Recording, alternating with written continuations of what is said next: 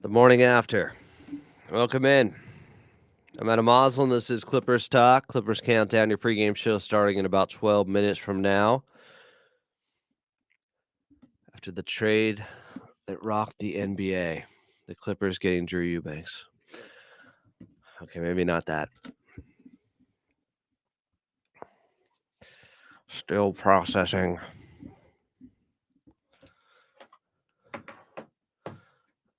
Who we got in here?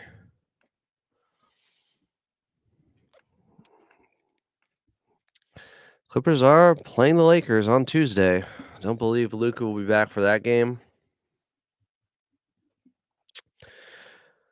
What's up, Kaylee? What's up, JJ? LT seniors living in 2013. Let's go Lob City. John is the best, said still in a state of shock. F said this gotta be the most talk we've had in 24 hours. Probably. Did like two 2-hour shows yesterday.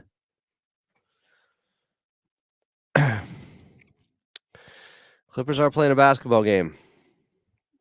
They're in Toronto. They need a big victory. They're taking on the Raptors, Kawhi's former team.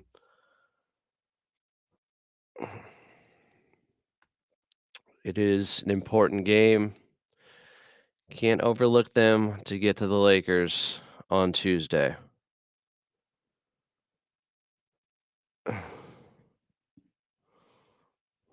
You think it's a win-win or a lose-lose deal? How about a win and a lose? No, I don't think Luka's going to be ready. He's been injured.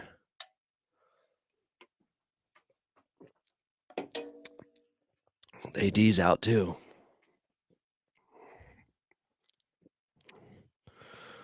John said all this just to beat the Clippers.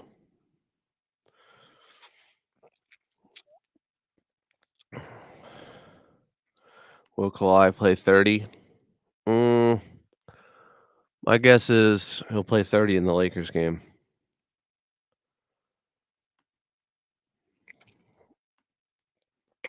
That's what I'm going with.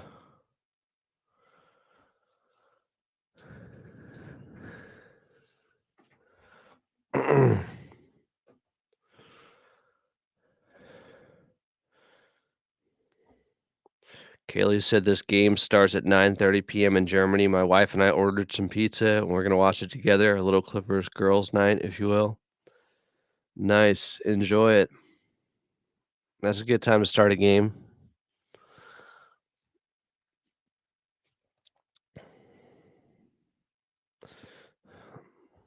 John Yang said fan watching live from China, 3:20 a.m. Wow. Appreciate you. Dedication to the Clips. F said reading Reddit comments on Eubanks makes me think we still don't have a backup big. Look, he's an upgrade. I don't think it's a significant upgrade over Mo Bamba. LT said props to the German viewers. Thanks for coming on this live. A second. So tip off 4:30 a.m. in China.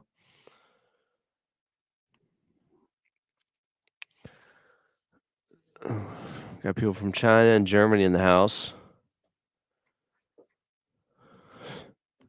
People making the same joke. A trade like that just to beat the Clippers. Wow. Can I troll the Lakers? I don't know if I can right now. I feel like we're being trolled. Luka's been a thorn in the Clippers' side for years. Nobody has faced his wrath more than the Clippers, and now he's a Laker. Pretty upsetting.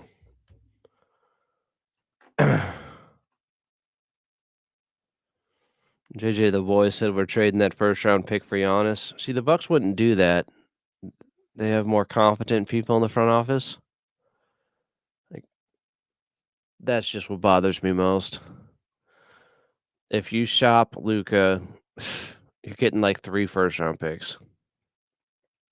What are the Mavs doing? They must really dislike Luka and must really like Anthony Davis. The perfect storm of factors leading to this and helping the Lakers. Someone's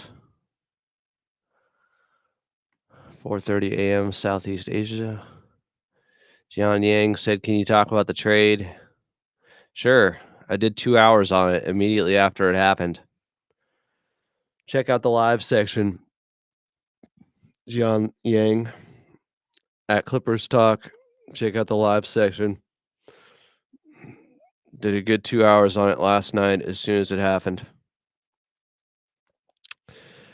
People keep acting like the Lakers are done. They still have a first-round pick. They're going to get another big. Everyone's like, "Well, they're worse defensively." Cool. They're going to make another move.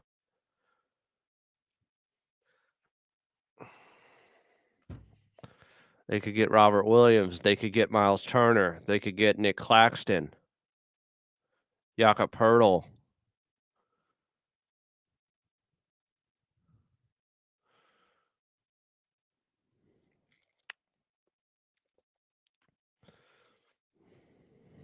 All this wishful thinking. I'm not here. I'm not here for it. I gotta be honest. The Lakers holding on to that other first round pick opens up a lot of possibilities for them with extra moves here before this week is over. Jian Yang, I did it last night as soon as the news broke. You can check out my live reaction in the live section here at Clippers Talk. We also did a big 2-hour show yesterday on the Clippers getting Drew Eubanks and some cap room. Miles Turner's a really good player. If they get him, that'd be big.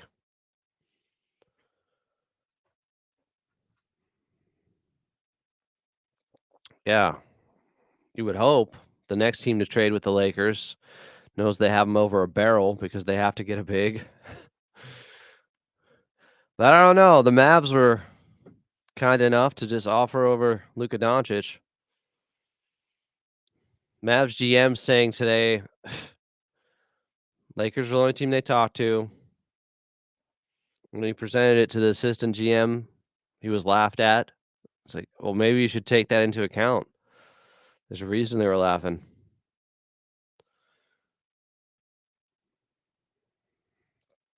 Robert said it's going to be a blowout Tuesday night. Well, Clippers got a game today. Today, Junior.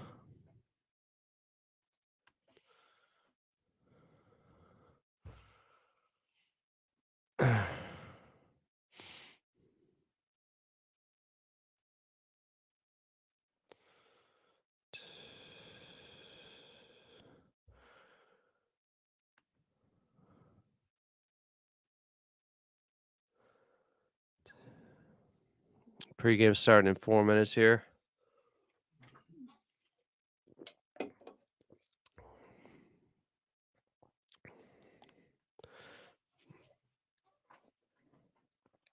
I heard an interesting theory from Daniel West, our producer here, that they want to poison their current location and fan base in Dallas because the Mavericks could move to Vegas. And so they just want everyone to hate them. So it makes leaving Dallas easier. It's interesting. Mavs were worried about Luka's health and weight. What's going to change in LA? I mean, he's always been a little bit overweight. Yeah, that stuff gets worse as you get older, but he's so damn skilled. John Yang, there will never be a time where I'm going to say everything's good with Kawhi Leonard's knee because last year he played 68 games and then out of nowhere it swelled up. So just because he's played 10 games, that doesn't mean anything's good. Never going to feel secure about that. Yeah, Daniel, I got a lot of that last night.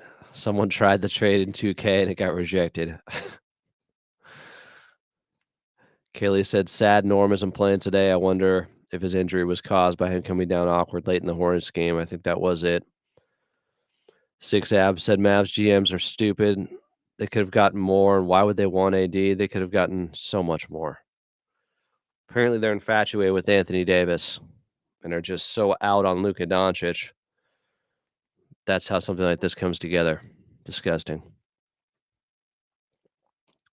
They need a defense. It's like, wait a second. Luka's so bad on defense. He and Kyrie are so bad on defense that, oh, I don't know, the Mavericks had like the number one defense post All-Star break last year, heading into the playoffs. All right, we're starting in 1 minute here.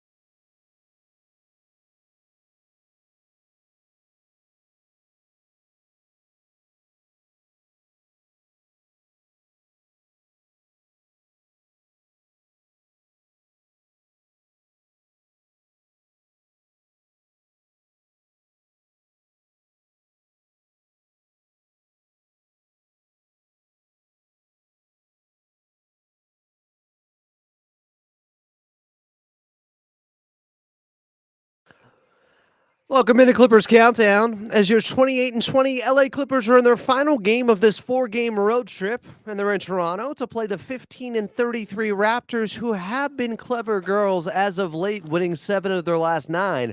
But the Clippers, they've won 4 of 5 after their latest victory in Charlotte on Friday. Norm at the free throw line, left corner, Coffee three, swirls in. Norman Powell, the rebound and the assist on a mere Coffee three ball. Coffee into the black paint, finds Leonard, checks his feet, fires a far corner three, puts it in. Kawhi Leonard knocks down the triple. Leonard splits the defense, muscles to the rim, lays it up a left hand, off the window. Kawhi Leonard dissecting the defense. Over to Norm on the right wing, skips by Green, up and under, right-handed layup, he skies to the rim and lays it up with the right hand. Coffee to the paint, finds Norman Powell, far corner, gets by Diabate, Euros, floats with the right hand, swirls around and down. Norman Powell with a team-high 27, playing like an all-star in Charlotte. Norman Powell would lead them with those 27 points. Kawhi had 21 as the Clippers would pull through late to win 112-104 over the Hornets in Charlotte. And now the Clippers have to refocus and not look past a Raptors team that is playing much better just because you have a showdown with your LA rivals who have made a bit of news over the last 24 hours on Tuesday night. Back it into it, Dome. Clippers and Raptors from Toronto is tipping off just about 58 minutes from now. Coming up here on your pregame show, we'll have assistant coach Brian Shaw on, plus La Murray of The Athletic. And coming up next, it's your radio voice of the Clippers and Carlo Jimenez. I'm Adam Oz. You're listening to the Los Angeles Clippers Audio Network.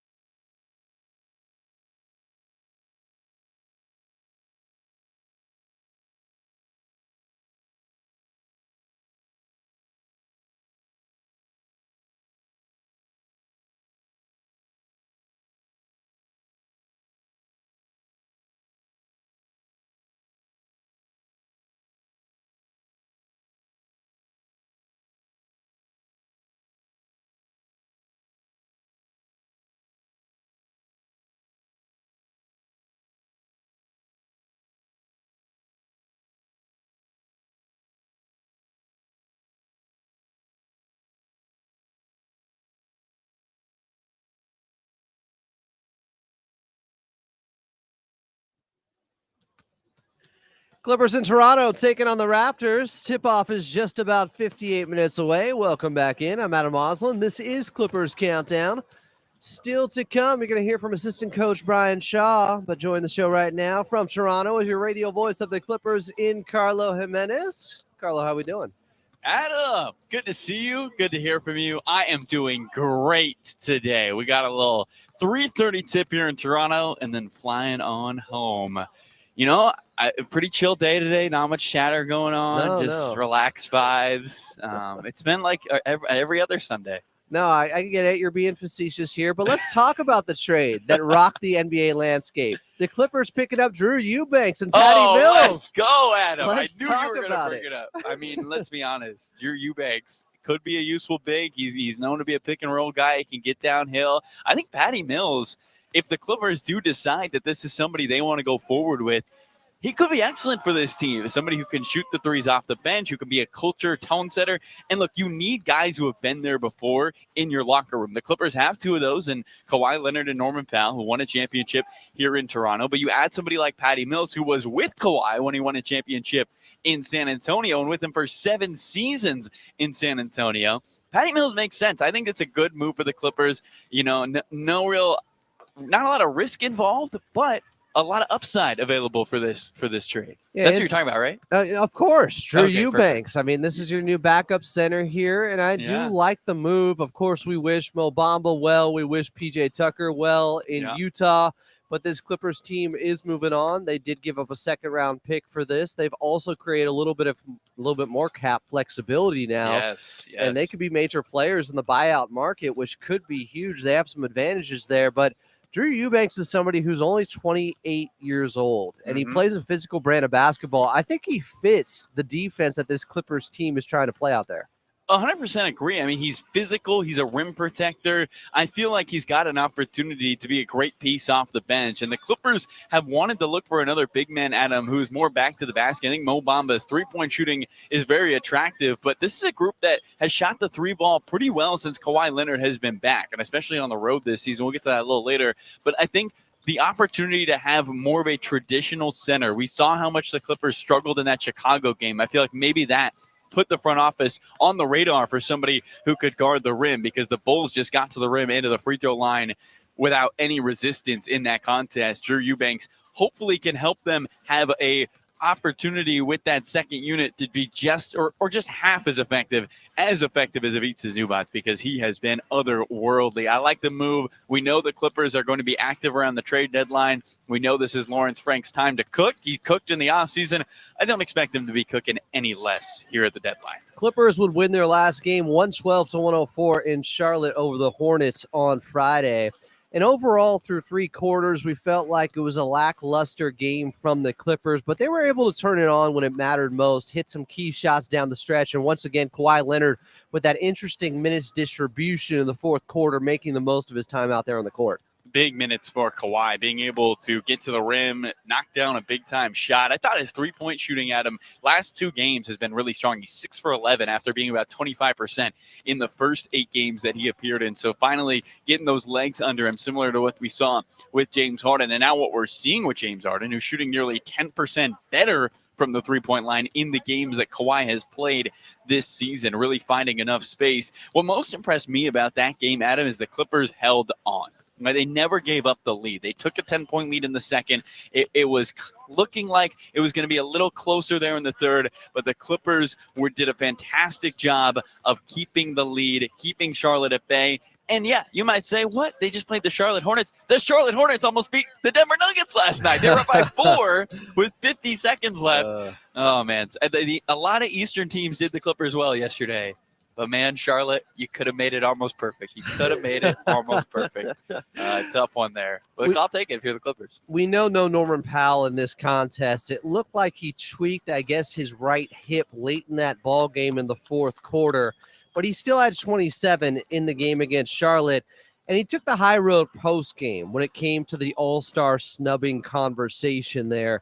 It was good to see Norman Powell just putting his head down, a true pro, going to push forward, and hopefully he ends up being possibly an injury reserve, depending on what happens in the Western Conference with the rest of the All-Stars. Yeah, bummed he's not being able to play here today. I mean, he talked about how much he loves this place and what it meant for his career. Really blossomed into the player he is now in his time in Portland, being able to score, or excuse me, in Toronto, being able to score, come off the bench, and be a great defender like he was in that 2019 finals against some big-time names. So I think for Norman Powell, a day off isn't going to hurt him. Hopefully we see that this is just a one-time injury where he's trying to work through something that is seemed like Adam at the time something he could play through, but maybe the Clippers feel like, you know what, they're not going to risk it. Norman Powell has played a career high in minutes this season. There's no need to put him in jeopardy.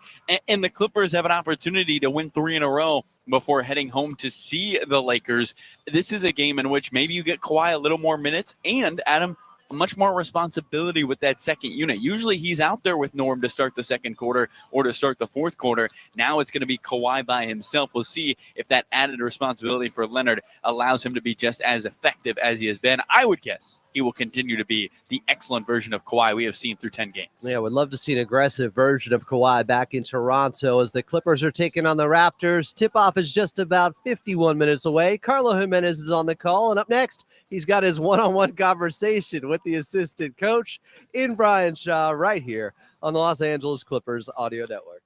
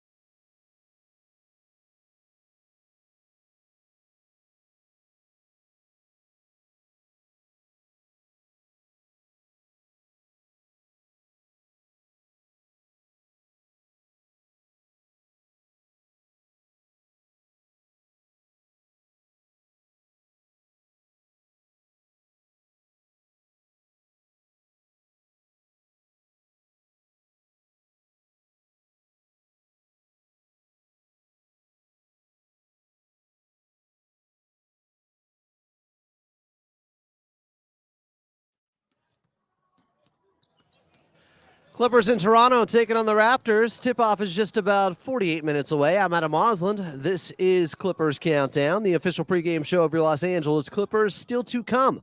You're going to hear from La Murray of The Athletic. But first, let's head back over to your radio voice of the Clippers in Carlo Jimenez. Thanks so much, Adam. Here with assistant coach Brian Shaw before the Clippers take on the Toronto Raptors. Coach Harden has had a double-double in 8 of the 10 games that Kawhi has played. How have you seen him be able to change the way he plays at such a high level when Leonard's out there with him?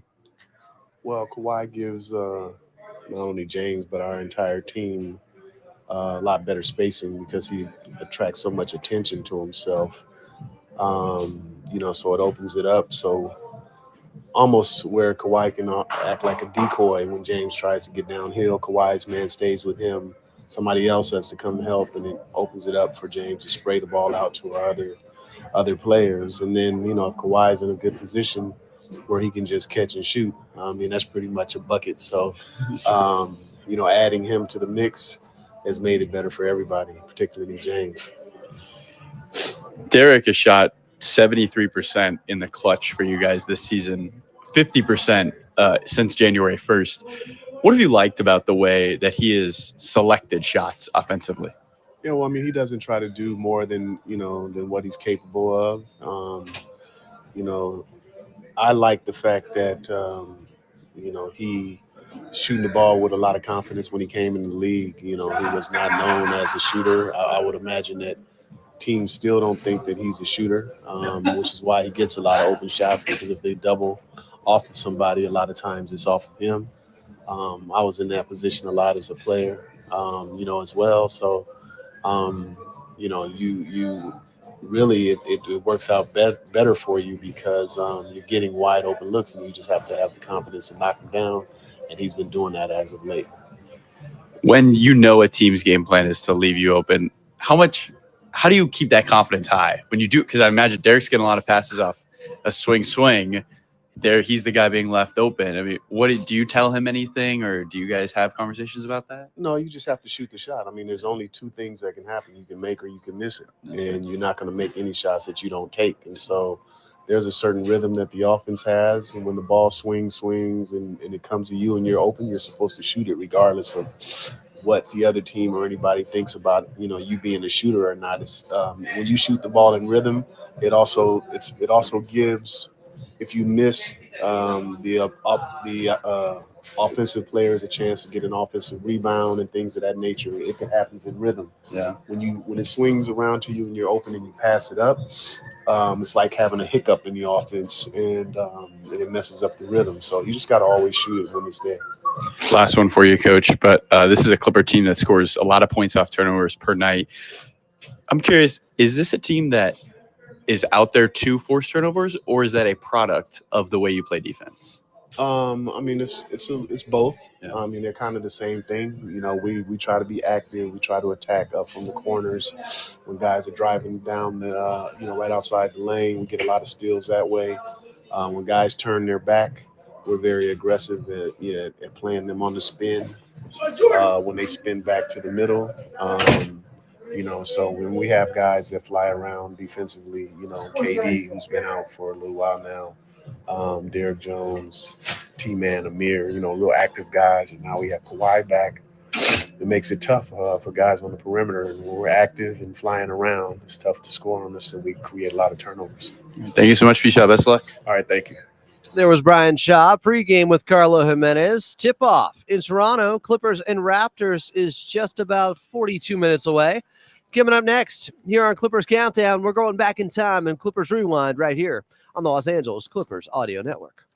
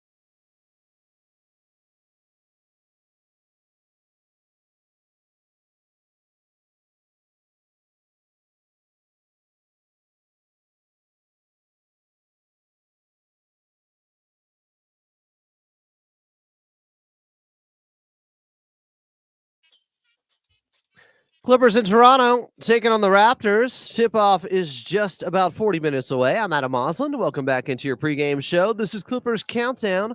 Still to come. We will go back in time. Well, you know what? We'll get to your player to watch in just a little bit. We'll go back in time right now. We're going back to January 25th of 2014, just about 11 years ago. In theaters back then, we had Lone Survivor and the first ride-along with Ice Cube and Kevin Hart. The song Timber with Pitbull. Shout out Noah Eagle. And Kesha was everywhere on the radio. And the Clippers were in a shootout in Toronto. Crawford now right of the circle, picked up by Hayes. Dances on the dribble, trying to cross him over. Rise and fire from 19. It is good. Back-to-back buckets for Jamal Crawford. Crawford straight away for three. No, you've got to be kidding me. Crawford pours it in. Clippers 100. Raptors 97. Lowry on the left elbow, right side over to Ross for three in the tie. What is happening here? 9 threes for Terrence Ross and a career-high 43. The clock starts. What a game tonight for the Clippers. I thought it might be a defensive battle. It was anything but. The Clippers with 12 threes, led by Jamal Crawford, who had 37. That game was absolutely insane. You heard Brian Seaman there freaking out on the call. The scoring going on by both teams and two players. Terrence Ross, Human Torch, he had 51 points and 10 threes for the Raptors. But the Clippers had Jamal Crawford going off for 37, and they went on to win 126-118. That was back on January 25th of 2014. Clippers, Raptors from Toronto. Tip-off 38 minutes away, and up next, your player to watch. I'm Adam Osland, and you're listening to the Los Angeles Clippers Audio Network.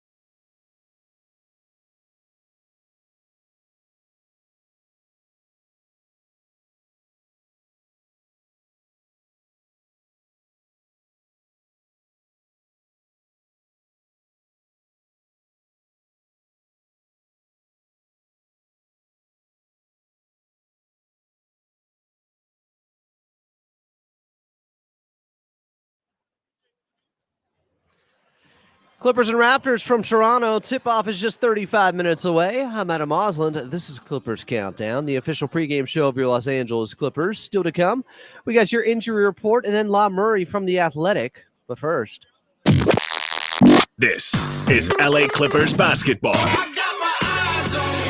Watching this guy play right now is really something. Players to watch. well, we talked about it a little bit earlier, but no Norman Powell with a right hip injury.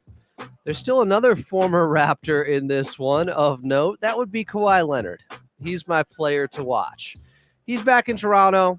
He has love for the city as they adore him for bringing them that championship in 2019.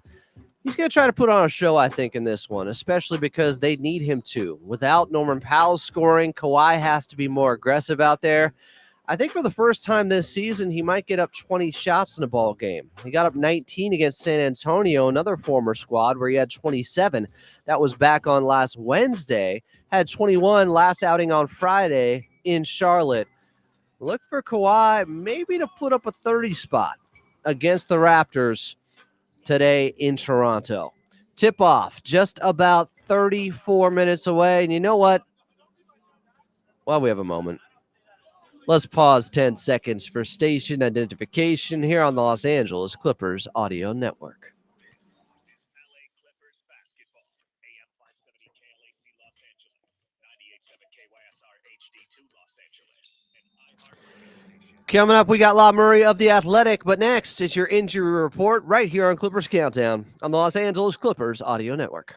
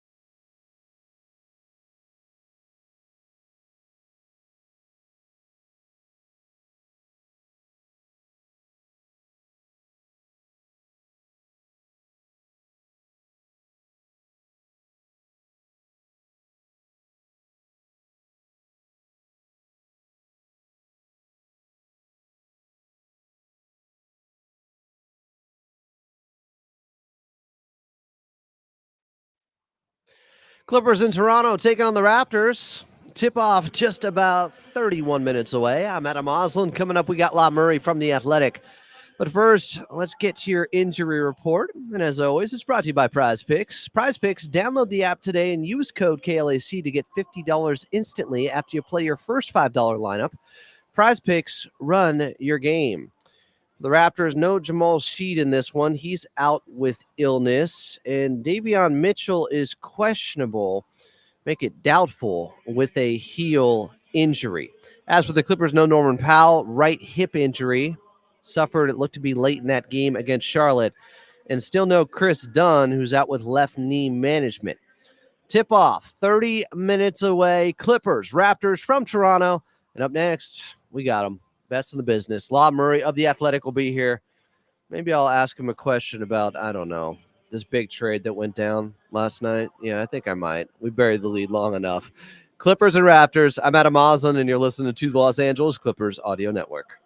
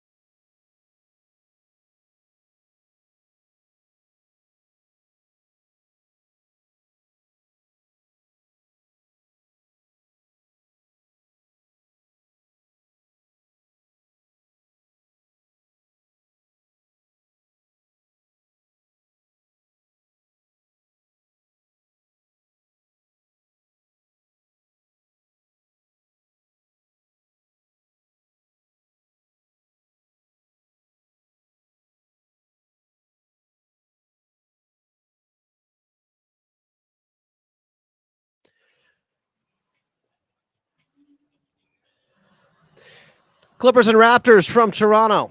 Tip off just 28 minutes away. I'm Adam Oslin. This is Clippers Countdown. Coming up, an NBA out of town scoreboard. But join the show right now.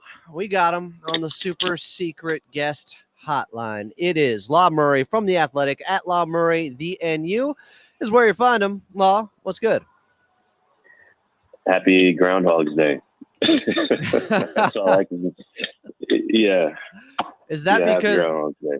the Lakers had another team give them a great player? Because that's how I'm feeling right now. We buried the lead long enough. I want to ask you about it. You covered the NBA nationally as well. What was your initial reaction when you heard Luka Doncic was going to the Lakers before we talk Clippers here? Man, I was chilling on the couch. Like, I had just gotten back from the East Coast. And, you know, I was watching the Lakers-Knicks game because the Lakers play the Clippers Tuesday at Intuit Dome. A huge game. It makes today a huge game because the Lakers beat the Knicks. Because, you know, as you well know, like, the Clippers can pass the Lakers in the standings. So to see how inspired that team played without Anthony Davis, only for this trade to go down hours later, I just laughed. You know what I mean? Yeah. Like, I just laughed like Kendrick in the Damn album, bro. I was like, like, I'm laughing now. I'm like, this is the first time I'm talking about it today. I'm just laughing, man. It's a hilarious trade, to be honest with you, on both ends, but especially for the Mavericks. Like, you gave up this dude. You must really, you must have really felt in that it was that last year's finals run was as good as it was ever going to get. And so I feel for Jason Kidd. I feel for all the Dallas Mavericks fans who enjoyed using Luka as a vehicle to talk smack for the last 6 years. But yeah, Team Photoshop just got a new installment for sure. As if the Clippers haven't dealt with him enough. Now he's in the pack div. I often laugh to keep from crying, and that's where I'm at kind of right now. But the Clippers are in Toronto, taking on the Raptors. Let's go back to what happened on Friday Night, Law. Was that a bad victory or just one you had to figure out a way to win in Charlotte by the Clippers, which they were successful in? Man, there are no bad victories. Like, it's hard. I really feel like people look we've had this conversation before, you know, with the Clippers and other teams. I really feel like people look at the standings and they look at, you know, who is in lineups for either team, and they just go, oh, yeah, like, easy 25-point dub, you know? Yeah. And I even asked Filu before the game, it's like, look, Charlotte plays hard. Like, they're good. Like, their defense is not that of a team that is a bottom 5 NBA team. Their offense is, their personnel is, especially with LaMelo Ball and Brandon Miller out. But, you know, if you give yourself a chance defensively, we've seen it all season with the Clippers. The Clippers have been a bottom 10 offense for most of this season, right? And, like, they have a winning record because they're so good defensively. The Hornets aren't there defensively where they can, like, actually win a majority of their games, but they're good enough defensively where if you're not ready to play offensively, you're going to be in a different kind of game than, you know, the paper suggests you should be in. And T. Lue had to challenge his team. And I think his team accepted that challenge, did what they had to do to get a win and really earn a win against a team that was playing hard, playing motivated. Like, Charles Lee is up here jumping on the sidelines like he's a father, you know, like it was a game where, you know, if the Clippers didn't have their talent, they would have lost. They would have lost. If the Clippers play that kind of game today in Toronto, they will lose.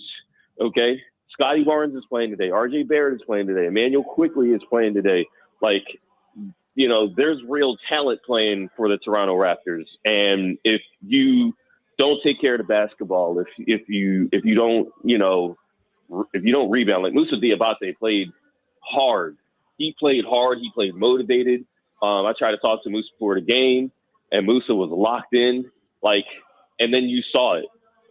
The Clippers won that game off of talent. We haven't said that very often this year. They play that way today in Toronto, and they will have 2 more losses than the Lakers going into Tuesday night. And Charlotte, to their credit, they almost beat the Denver Nuggets last night. They almost helped out the Clippers in that way, and they are around 14th, 15th defensively. They're not bad on that end. Yeah, I'm with you. The Clippers, they had to be motivated by Coach Lue, and I was glad to see them kind of flip a switch late in the ball game and turn it on a little bit. I thought Kawhi looked really good. I believe he had 8 of his 21 in the fourth quarter, and he's now 6 for his last 11 from 3. Are you seeing him really starting to find, I don't know if it's his sea legs or just more of a rhythm out there as we move along? He's 10 games in now. Yeah, I mean, we keep saying, he keeps putting something on tape every time out. He played 10 games in January, which is great. You know what I mean? There's a season in San Antonio where he didn't play 10 games the entire year.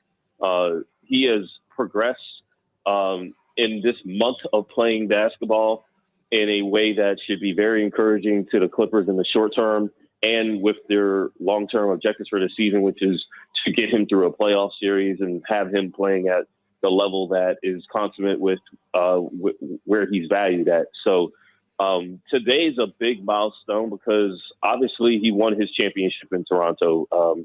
He's playing, Norman Powell isn't. We haven't seen that. Norm, I talked to him after the Charlotte game, and he was looking forward to playing in Toronto. Looking forward to, if not looking forward to it like it's the first time or anything that he's coming back. Just he loves Toronto, and him not playing today is a disappointment for him. But it's a big moment for Kawhi.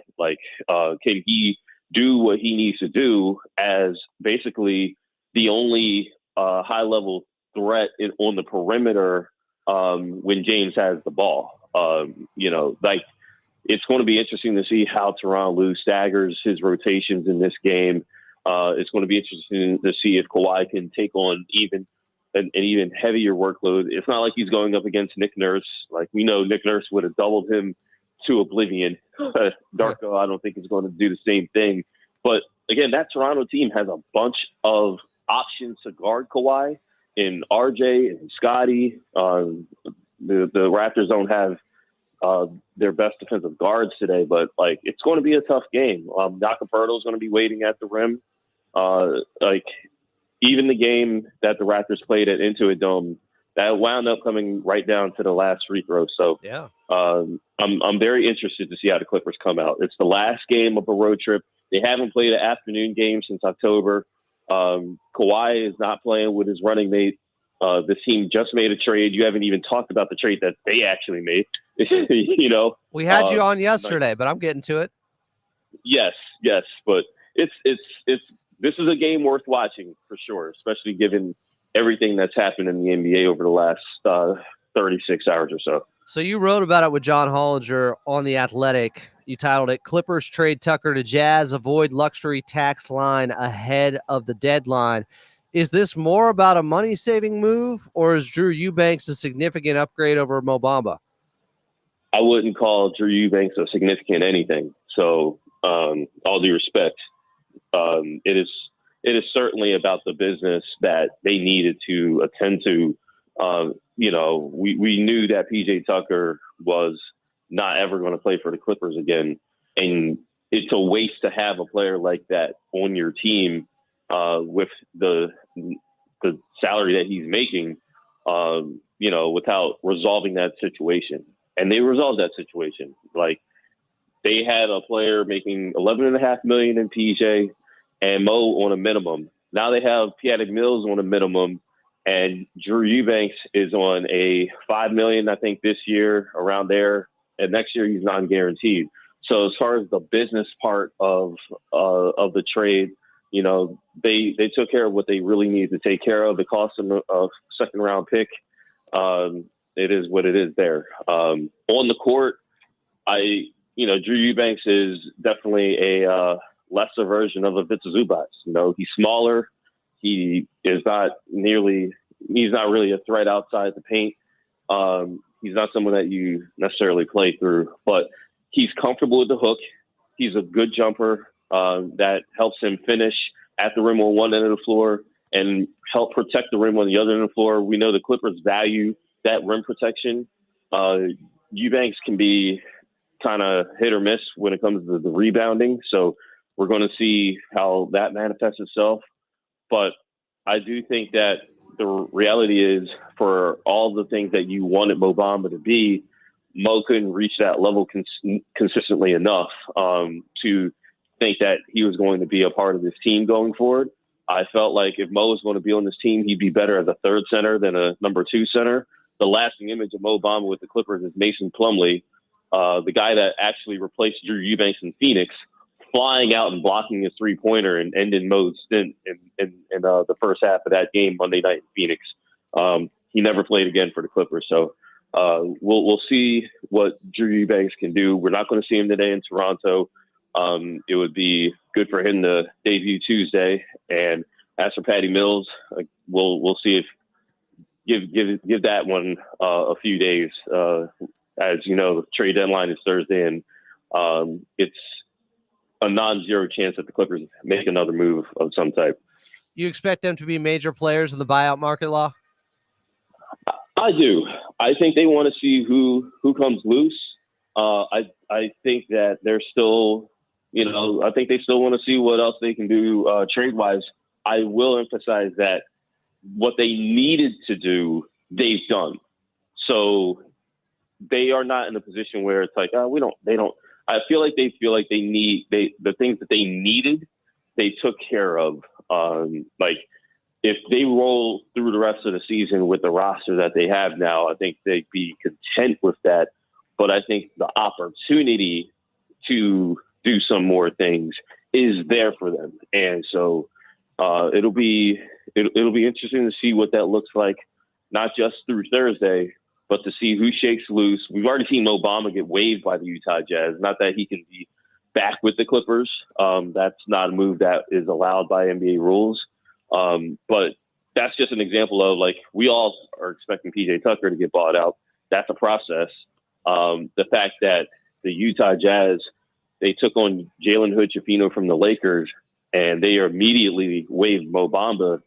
That just gives you an idea of, you just don't know who might, shake free after transactions get made. So this isn't just hey, if you just follow one basketball team, this is why you got to follow everybody. This is why I'm paying attention to 400 to 500 players and seeing how this league changes over the next week. Because the Clippers are in Toronto and they reportedly, made inquiries before about Terrence Mann a couple of years ago, do you think Terrence Mann is realistically available? Available is a strong word. Are other teams actively interested in him? Yes. Like Dallas was interested in him. I think their interest might have been stronger if Derek Lively wound up staying healthy. Derek Lively being hurt, kind of, they needed to go this route. But I think we gotta see. I think we gotta really see how things shake out. Again, this Anthony Davis trade is that's one way to refer to it. You know what I mean? The Anthony Davis trade. They got AD, Dallas. I forgot about that part of it. Hey, now Dallas is 3 NBA champions. Like 3 starters, 3 stars, if you want to call it that, the new big 3. But yeah, that's the thing with Terrence, and I wrote about it earlier this week. Like, his value is not diminished outside the NBA. There's so many teams that look at Terrence Mann and they'd like to, put him in a greater role than the Clippers have this year. So while the Clippers are not playing him as much, while his contract number is lower now than it will be over the next couple years, other teams certainly are interested in Terrence, and the Clippers are, they're not going to just, I wrote this, they're not just going to give him away. If Terrence Mann is here, it's because the Clippers look at Terrence Mann as a valuable piece of a team's playoff rotation, this team's playoff rotation. And if he's traded, he's going to be traded for, a player who can help at the very least. And so Terrence, I think, is interesting. And we're just going to have to see who's going, what direction the team winds up going in here. As of now, I don't look at the Clippers as the ones picking up the phone looking to shop Terrence. But if they get to a point where they identify someone who can really help the Clippers at any position, that includes Drew Eubanks' position, they will look to do so. He is Lob Murray of The Athletic. Follow him at Lob Murray, the NU. Read him at The Athletic. Subscribe. It is one of the best things you can do to stay on top of big stories like what we've had over the last 24 hours. Law, thanks for doing this once again here on Clippers Countdown. And thank you, Adam. Enjoy the game, sir. Coming up next, we'll get to an NBA out-of-town scoreboard. Clippers in Toronto taking on the Raptors. Tip-off just 12 minutes away. I'm Adam Osland, and you're listening to the Los Angeles Clippers Audio Network.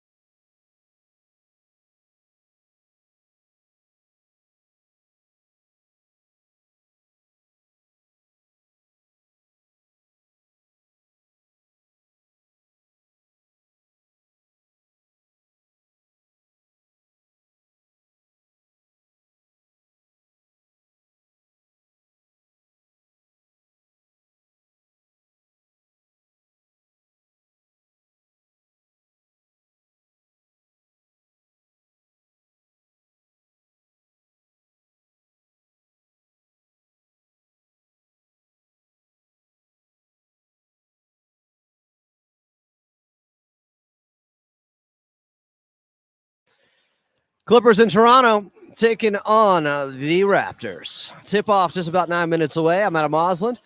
Coming up, we got Carlo Jimenez back on. But first, let's get to your drive around the league. Brought to you by Toyota's electrified lineup, including hybrids, plug-in hybrids, all electrics, and even fuel cell electric vehicles. So you can choose exactly the type you need for your lifestyle. We make it easy.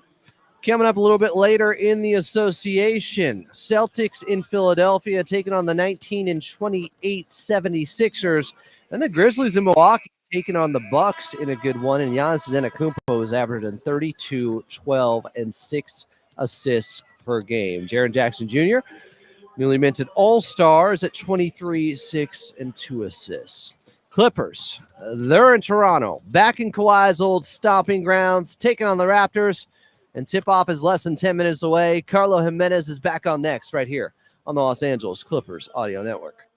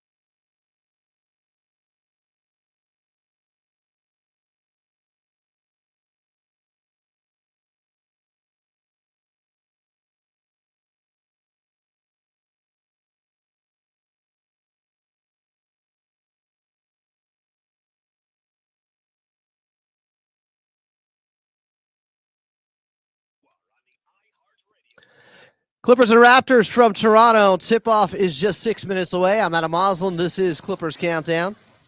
Coming up, keys to victory. But first, I'm back to your radio voice of the Clippers in Carlo Jimenez. All right, Carlo. Obviously, the rules state you can't copy me 2 games in a row. I got Kawhi Leonard as my player to watch in this one. Who you going with?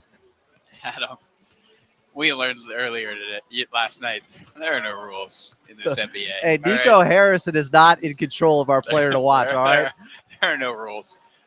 You know what? Fine. You pick Kawhi Leonard, who hasn't lost against Toronto since he left Toronto. But sure, good pick. Good pick. Really going out on the limb there, Adam. You got a lot of guys to choose from still. Going out on the limb. Going out on the limb. It's where the best fruit is. I'm gonna go. Amir Coffey in this one. He's getting the start. Amir has shot 47% from 3 in his starts this season. I believe he is going to have a great game. And I'm really going to echo what Law has said here, Adam. This is not your regular Toronto Raptors team. They finished January 8-7. It was their first winning month since November of 2023. That's over a year and a half ago. They've won 4 or 5 in a row before they lost their last game. They've won 7 of the last 10. They are playing a better brand of basketball. Now, no Davion Mitchell today. I think that really hurts them. But I think for this Clipper team, you cannot walk into Scotiabank Arena thinking you're just going to roll over once again on a Toronto team. It's a midday game. Not to sound the alarm, but I'm just going to let Clipper Nation know we have a real game on our hands today. This is not the Washington Wizards. Yeah, you can't overlook this Raptors team who almost beat the Clippers back at Intuit Dome earlier in the season. They play hard out there, and the Clippers, they got to be much more sound with the basketball and on the offensive boards right now, Carlo, after what we saw in Charlotte. Yeah, the Clippers really were not focused on that part of the ball. And I think what's interesting is Ty Lue talks about how that rebounding the basketball often starts with how focused you are defensively, because if you're flying around on the defensive end, it's a lot harder to rebound. The Clippers have to shore up their on-ball defense. It's one of the strengths of this team. They play fantastic one-on-one defense around the perimeter.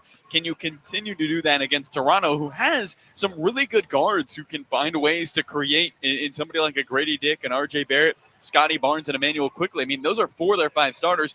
All of those guys can create their own shot. So the question for the Clippers tonight is, can you box out? And then also, Adam, you're playing another team that loves to crash the offensive glass. Toronto's 7th in the NBA in offensive rebound percentage. They get to the rim, and they finish their top 15 in the league in second chance points per game. So this is a team that their focus is getting on the offensive glass. We'll see if they can do that. Wow, the chat is going after your player to watch here. And Amir Coffey saying he's only shooting 41, 31, 100 splits since Kawhi Leonard returned on January 4th, Carlo. No, I think absence on my side. What do you mean? He's on my side. He's telling me, look, he's due. He's due. Amir Coffey is due for a game, and that's what's going to happen tonight. Wow. Thank you, sir. That's because I'm excited. That's the type of PR spin the Mavericks are going to need. All right, Carlo Jimenez is on the call from Toronto. Clippers taking on the Raptors. Tip-off moments away, and up next, we'll get to your keys to victory right here on the Los Angeles Clippers Audio Network.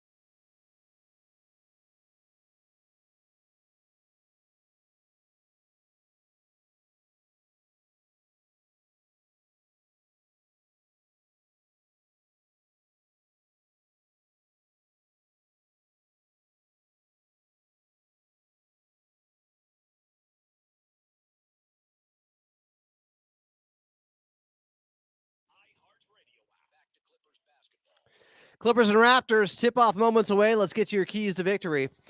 Clippers can't get beat up on the offensive boards. They did the first time around. They gave up 12 to the Toronto Raptors in a game they almost lost to the Raptors at Intuit Dome. And this Clippers team, they got to be better taking care of the basketball. They had 16 turnovers their last time out in Charlotte on Friday night. And a guy who has had 12 turnovers over the last 2 games in James Harden just has to be more focused and careful with the basketball. All right, here we go. It's Carlo Jimenez on the call. Clippers and Raptors from Scotiabank Arena in Toronto. And tip-off is coming up next right here on the Los Angeles Clippers Audio Network.